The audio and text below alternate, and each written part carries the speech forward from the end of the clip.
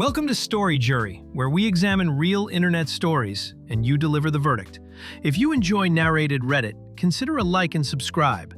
Today's first case starts now. People love a tidy story where the good guys win. This one takes a messier road, but the ending still lands in the right place.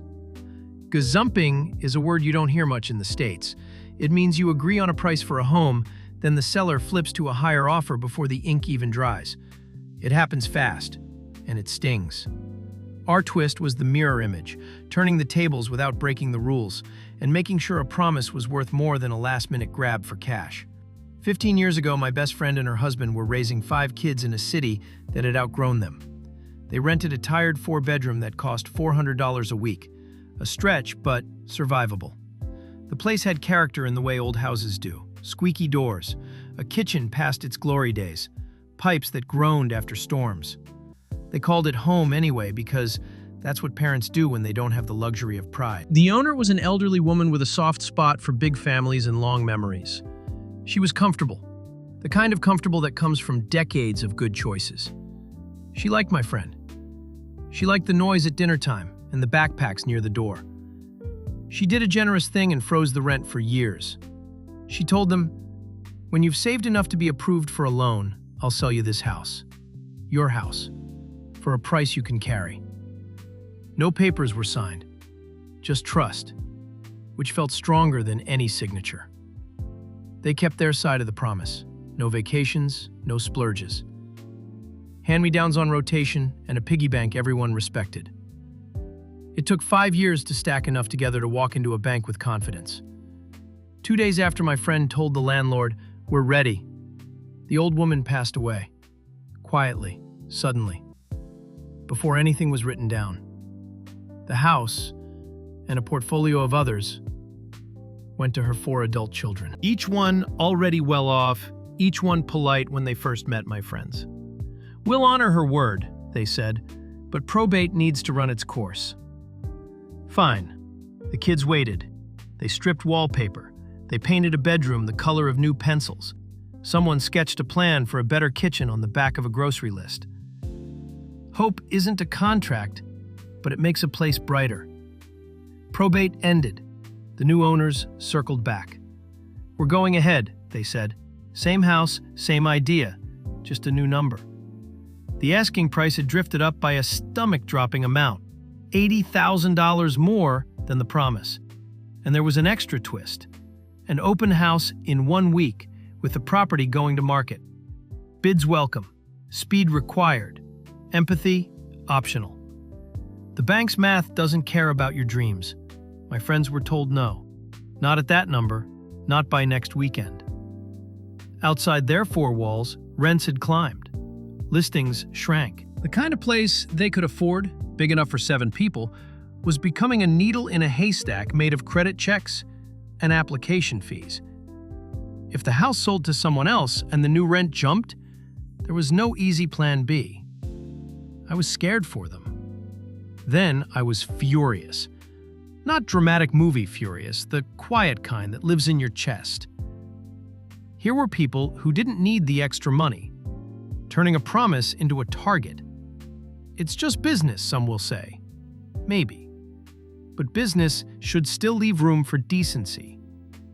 While my friends scrambled to extend their approval and gather whatever funds they could, I started thinking about the only part of this we could influence: the open house itself. Sellers work hard to make a place irresistible. Uncluttered rooms, soft light, a hint of something baking. A block that seems blissfully calm.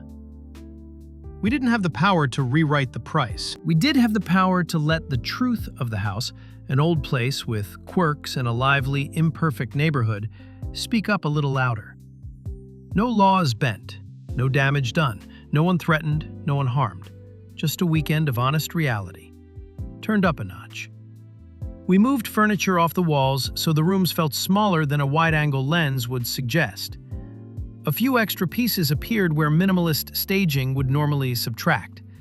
A collection or 2 came out of storage, the kind of personal touches that remind buyers this isn't a magazine spread. It's a working family home with lunchboxes and laundry days.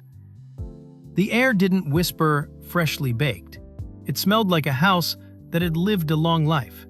Nothing hazardous, nothing extreme, just not the scented candle fantasy people expect when they tour on a Saturday. The block, ordinarily mellow, got busy. Friends who hadn't visited in a while found reasons to drive through that day, which happens in cities. Traffic spikes, random bottlenecks. The neighbor across the way fired up a casual cookout. Music low, voices warm, kids laughing, and adults catching up. It wasn't a rager, but it wasn't a monastery either. Life, in other words. You know that hum a neighborhood has at noon when everyone's schedules collide? It sounded like that. By the time the open house sign went up, the street felt like a snapshot of an actual weekend, not a brochure's idea of one. People showed up in a steady stream, greeted by a house that, for once, refused to pretend it had no history. Those who wanted sleek and silent would know in the first minute this wasn't it.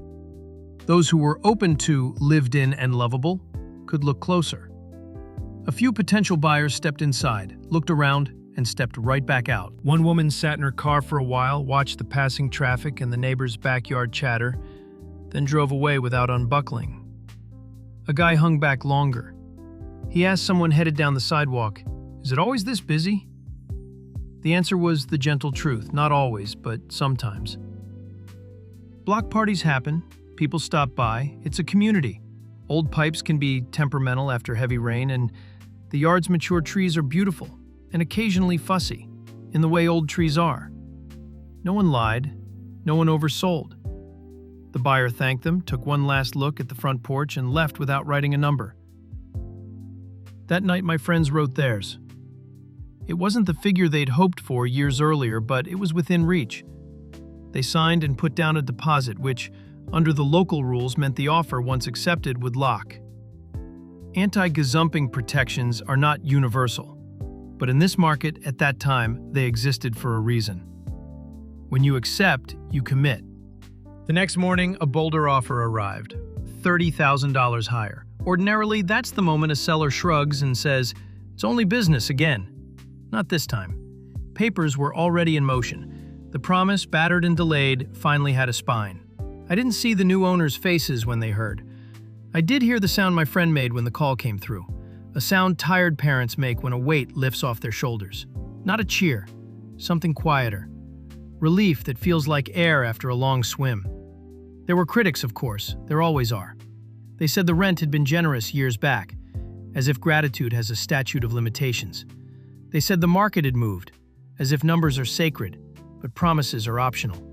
They said 100 things people say when they've never had to choose between stability and a sofa to sleep on. I didn't argue. You can't fix someone's math if they're measuring the wrong thing. What I do know is this: they kept the house. The paint they applied in hope became the backdrop for birthdays and grocery lists and school projects. The kitchen, eventually, got the upgrade it deserved. The pipes got attention, the trees got trimmed. They paid what they could carry.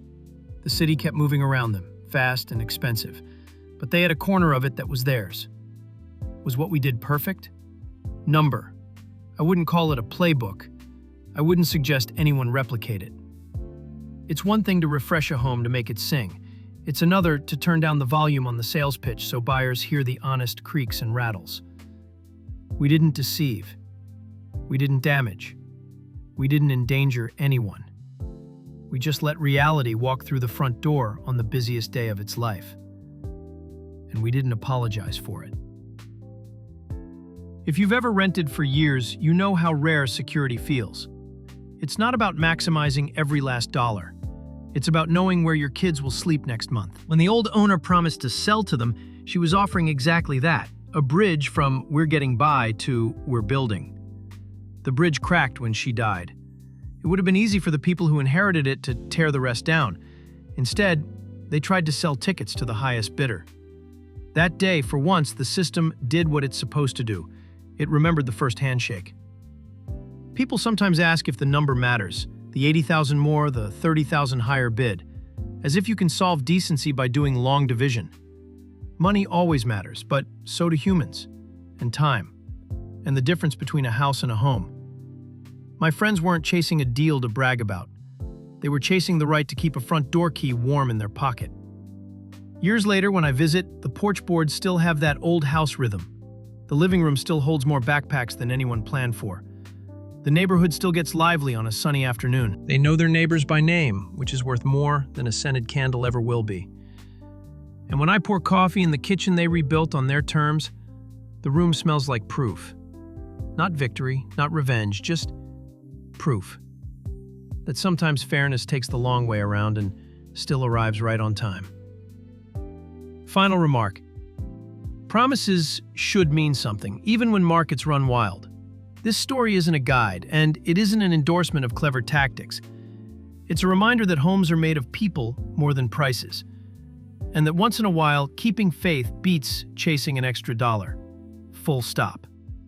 Okay, on to the next story. Gazumping is a sharp little word. You agree on a price for a home, then someone swoops in with more, and the seller bails before the ink dries. It's legal in some places. It's also a gut punch when you've pinned your future to a front door key.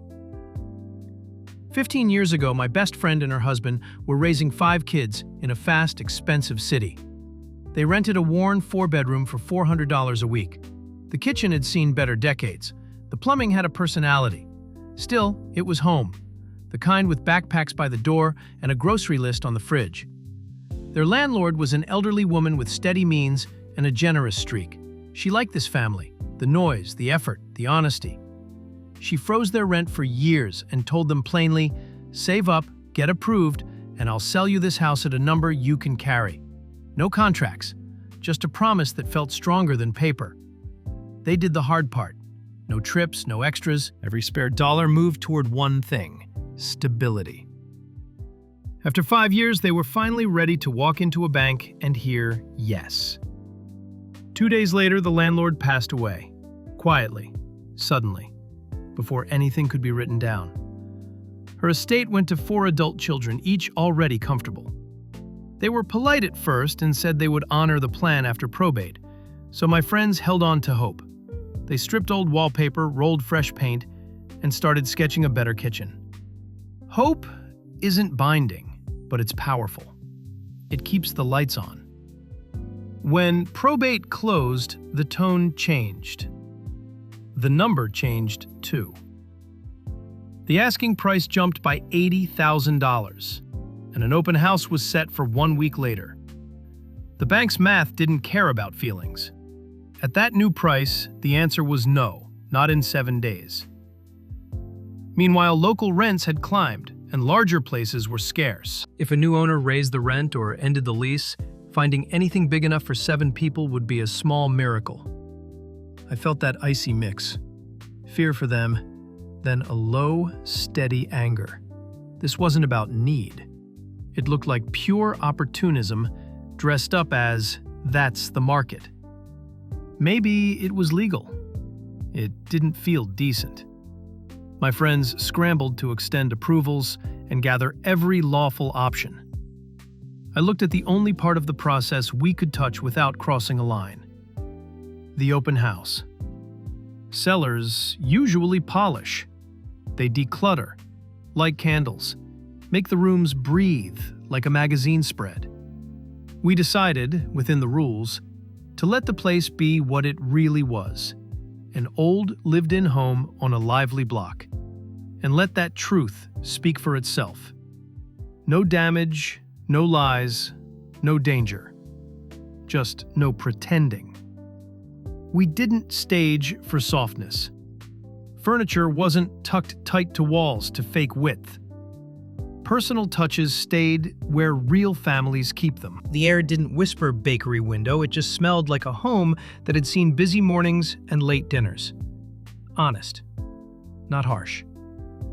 The street had a weekend pulse, neighbors caught up, a casual cookout murmured next door. Daytime, friendly, nothing rowdy. Friends drifted through, as friends do on sunny afternoons. A handful of motorcycles rolled past at different times, the way cities hum when schedules overlap. It wasn't a brochure's silence, it was community at normal volume. Prospective buyers came and went. Some stepped inside, felt the rhythm, and stepped back out. One person sat in her car, watched the block for a few minutes, and drove off. Another lingered and asked a passerby, "Is it always this busy?" The answer was simple. Not always, but sometimes. Block parties happen. People know each other. It's a neighborhood, not a showroom. That evening, my friends submitted their offer.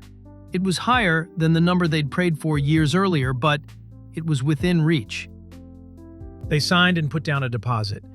In that market at that time, the rules were clear. Once an offer was accepted and money moved, anti-gazumping protections locked the deal. When you accept, you commit. The next morning, a bigger offer arrived, $30,000 higher. On another day, the seller might have switched in a heartbeat. Not this time. The acceptance stood, and paper finally did what the promise intended all along. I didn't see the heirs' faces when they heard. I did hear my friend's breath when the call came through. A long exhale you only make when a weight slips off your back. Not triumph, relief. People had opinions. They always do. Some said the original rent had been generous, as if gratitude has an expiration date. Some said the market moved, as if numbers are sacred but promises are optional. Some did mental gymnastics to turn a family's stability into a missed opportunity for extra profit. I didn't argue. You can't debate someone out of a value they never chose. Here's what mattered. The house stayed theirs. The paint they rolled in hope became the backdrop for birthdays and shoe piles and school projects. Over time, they rebuilt the kitchen. They brought in a plumber who knew old bones and treated the pipes with respect. The trees that shaded the yard got real maintenance instead of hurried hacks. The mortgage made sense. The key stayed warm in their pocket. Was what we did perfect? Number. It wasn't a stunt worth copying or a guide to gaming a system. It was an insistence on truth. This isn't a silent showroom. It's a working home in a real neighborhood. We didn't glamorize risk, encourage bad behavior, or hand out how-to steps for anything harmful. We simply refused to stage away the creaks and chorus that come with an old place full of life. If you've rented for years, you know what security feels like when it finally arrives. Meals taste different. Sleep lands deeper. Kids stop listening for the other shoe to drop. That's what the elderly owner tried to give them. A bridge from "we're getting by" to "we're building." It cracked when she died. The people who inherited the bridge tried to turn it into an auction item. The law, for once, remembered the first handshake. Does money matter? Always. $80,000 is not a rounding error. $30,000 above an accepted offer is not pocket change. But people matter too. Their time, their kids, their right to set a calendar in a place they can afford. My friends weren't hunting for a story to brag about. They were fighting for the ordinary luxury of staying put. Years later, the porch still creaks in the same places. The living room hosts more backpacks than anyone planned for. The block still gets chatty on a bright weekend. They know their neighbors' names. They know which tree throws shade at 4 in the afternoon. And when I pour coffee in the kitchen they rebuilt, it smells like proof. Not revenge, not victory laps, just proof. That fairness sometimes takes the long way around and still arrives on time. Final remark. Promises should carry weight even when markets sprint. This isn't an instruction manual or an endorsement of clever tactics. It's a reminder that homes are made of families more than figures, and that, now and then, keeping your word beats chasing one more dollar. Full stop. Now, the final story. Some marriages end with a bang. Mine reached a quiet crossroads, the kind where love is still here but trust has a limp. We've been together for 7 years and married just over 1. When things are good, they feel easy. We laugh, we flirt, we tag team chores and share the dumb little stories that glue a day together. Then alcohol steps in, and the tone of our life changes.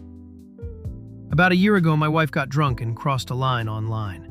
Flirty, explicit messages with someone else. She apologized. She said it scared her too. She tried therapy for a while, but she did not stop drinking. I told myself I was moving on, but the truth is, I just moved around it. The resentment stayed. Like a splinter I learned to ignore, until I bumped it again. A few weeks ago, we bumped it again. She got drunk, and the late-night messages turned into explicit sexting and video calls with another guy. It ran into the early morning. I found out. I confronted her. She broke down before I even finished the first sentence. She said she had woken up feeling sick about it. She said every serious problem we have had started with drinking. When she is sober, we are steady. When she drinks, we don't know who we are. I told her I was done. Not as a tactic, not as a lesson. As a boundary I finally believed.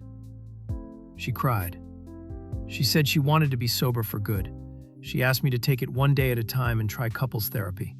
I agreed. Not because I was confident, but because I do not want to look back and wonder who she might have been without alcohol fogging every choice. It has been about a week. She is trying in visible ways. She deleted social media. She shared her location. She read 2 books on sobriety and actually talked about them. She's affectionate in a way that feels present, not desperate.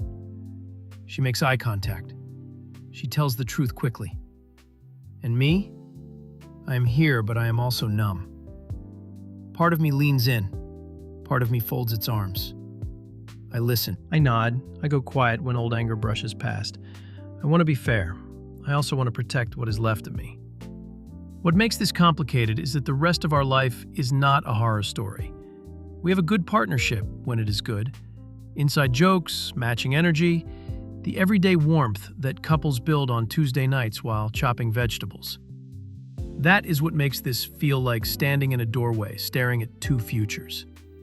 One is the version where she is truly sober and we rebuild something honest. The other is the version where I keep trying to hold a line that keeps moving. So I started writing down what I know, without drama. First, the cheating happened while drunk, both times. That is an explanation, not an excuse. Alcohol did not type the messages and did not start those calls. But if sobriety is real, then the risk we are dealing with changes shape. Second, apologies are not repairs. Effort has to outlast guilt. I am watching for consistency, not grand gestures. Deleting accounts and reading books are early steps. They are not the finish line. Third, trust is not a flip switch. It is a dimmer that moves slowly and sometimes backward. If we keep going, my job is not to pretend. It is to tell the truth about how I feel, even when the truth is that I feel nothing yet. We set a few boundaries for now. Drinking is off the table. Phones at night stay boring. If either of us feels the urge to hide, that is the moment to speak up, not the moment to sprint the other way. None of this is punitive. It is the scaffolding you put up while a building is unsafe. Couples therapy is on the calendar. Individual therapy matters too. I do not want to keep playing detective in my own house. I want a space where I can say the hard parts without managing the room. I want to walk in, talk, and walk out breathing. There is grief in this which surprised me. Not just grief for what happened, but grief for the version of us I thought we were. It is like discovering a house has a leak behind the wall. Not catastrophic, but long enough that it warped the floor you were proud of. You can fix it. You also have to admit it was there. If we stay, here is what I think trying actually means. It is not flowers and tearful promises. It is boring daily choices repeated until the boredom feels like safety. It is no to the first drink. It is yes to the text that says, "I'm struggling tonight." It is telling the truth fast, especially when the truth is unflattering. It is patience that is real but not endless, and consequences that are clear without being cruel. If we part, it will not be because I want to punish her. It will be because the shape of this marriage, even at its best, includes a risk I cannot keep living with. I can love who she is sober and still say, I am not willing to feel like a bouncer at my own life. Right now, I am giving time a job. Her job is to show up, sober, day after day, and let that pattern speak louder than any apology. My job is to watch the pattern, take care of my own head and heart, and notice whether hope starts to feel like relief instead of tension. I do not need perfection. I need proof. The quiet kind. The kind where I stop counting days and start counting normal moments again. The kind where laughter returns without the question mark at the end. There is love here. There is also a line. I am willing to walk this road a little farther to see if both can live in the same house. If they cannot, I will be sad, and then I will be okay. That is not bravado. It is a promise to myself that I will not abandon me to keep us. For now, we wake up, we make coffee, we talk plainly, we schedule therapy, we cook dinner, we go to bed. We repeat it tomorrow. If this is going to work, that is how it will happen. Not with a single grand moment, but with 1,000 small ones that do not break. And if it does not work, I will leave with my dignity, not my bitterness. I will be grateful for the years that were good. I will be honest about the parts that were not. I will carry the lesson forward. Love matters, and so do boundaries. Both can be true, and both can save you. I do not know the ending yet. I do know what the next right step looks like. It looks like today. Final remark.